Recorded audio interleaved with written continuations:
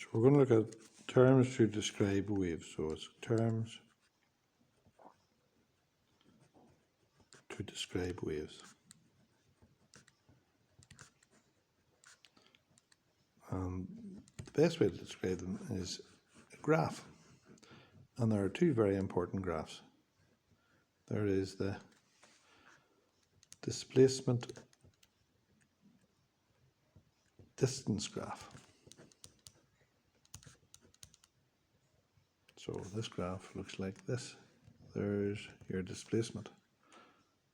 It's on your y-axis, so that's on your y-axis. And the distance is on the x-axis. And there's your x-axis. And that's going to be distance on this one. And distance is always measured in meters. And there's your displacement. And this measured in meters. And there's what the wave looks like. And what can we tell from this? Well, there is the length of the wave. And that length of the wave is given by the Greek letter lambda. So that's it. The other thing that's important is that is the amplitude of the wave, the maximum displacement from the zero position. So that's the amplitude of the wave. And that's more or less all you can tell. Well, you suppose you can call that a crest. You could call that a trough. And after that, you're definitely grasping at straws. Where does the examiner make the mistakes here? Or tries to make you make a mistake, I suppose. He doesn't make any mistakes. He's perfect. Well, it's the amplitude. The amplitude's always that distance there. Do you see that distance there? That's what the amplitude is. And they'll give you everything else but that. So it's the distance from the zero position to the crest, or it could also be from the zero position to the trough, either or. And the wavelength, look, the wave starts to repeat itself. You see the way it starts to repeat itself there again, look? The wave repeats itself. And how they give you the trick in that one is they'll give you half of it, or 3/4 of it, or the whole lot of it, maybe from crest to crest, or maybe 1.5, and give the length and ask you to find the wavelength. So be careful on that one. The other graph is the displacement time graph. Now, it looks very similar, but totally different. Because there's your displacement there on your y-axis, and there's your time. So your displacement is on your y-axis, and your time is on your x-axis. So there's your displacement is this way, measured in meters, and there's your time. Time's measured in seconds. And the graph looks exactly the same, but it's totally different. That is the periodic time, the time for one complete cycle. Periodic time. See that? There's the time for one complete cycle, and it's time on the x-axis. Similar to the top one, there's your amplitude. Amplitude. The maximum displacement from the zero position, there's the zero position. And it's the maximum displacement, so it's from the zero position to the crest, or from the zero position to the trough. And that's what that is. The other thing you can get from this graph, you can't read it directly, is you can get the frequency. Because the frequency is equal to 1 divided by the periodic time. Periodic time. And frequency is measured in hertz, after the man who investigated, German chap, right? So you've got like 1,000 hertz is 1 kilohertz, and 1,000,000 hertz megahertz,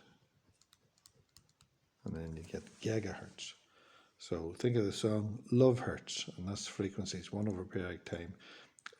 It's also 1 over seconds, so bring that up, bring the power up, that's s to the power 1, but you never really read it in, but it is. So that's the same as seconds to the minus 1 when you bring it up above. So that's that. There's a famous equation here with the velocity for wave equation. Velocity equals frequency times wavelength. Again, velocity measured in meters per second, frequency measured in hertz, love hertz, and meters.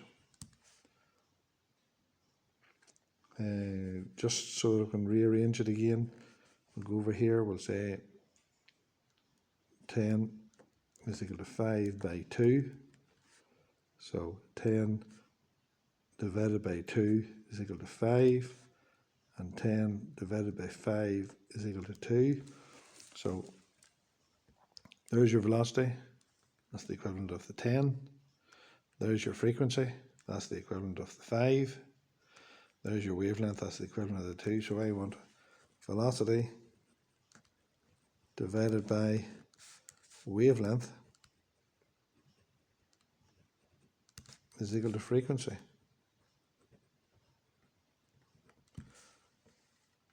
10 divided by 2 is 5. Velocity divided by wavelength is frequency. You should learn to match them up. And then the last one, velocity divided by frequency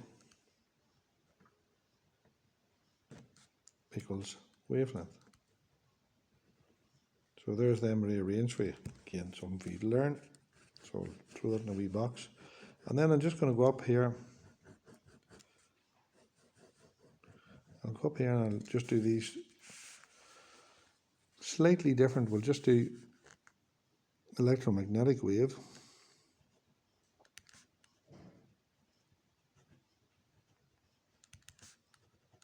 And we'll say V equals F lambda. And the speed of light is given by the letter C, is the speed of light. So sometimes you see this one altered ever so slightly to C equals F lambda.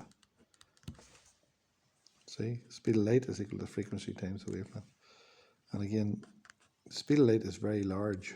It's 300 million meters per second. That's the value of C, right?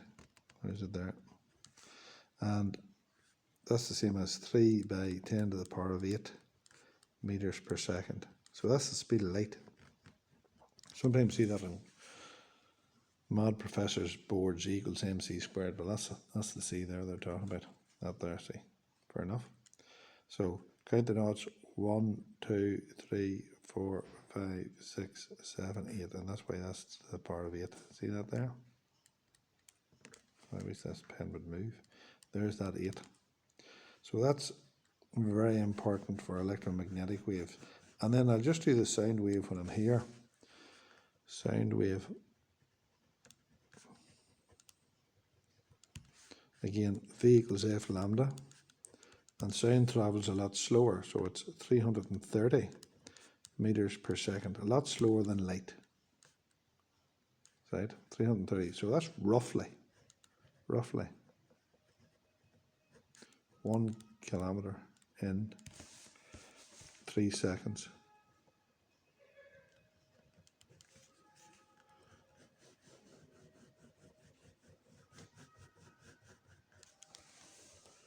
So there's an introduction for you. I'll see you shortly.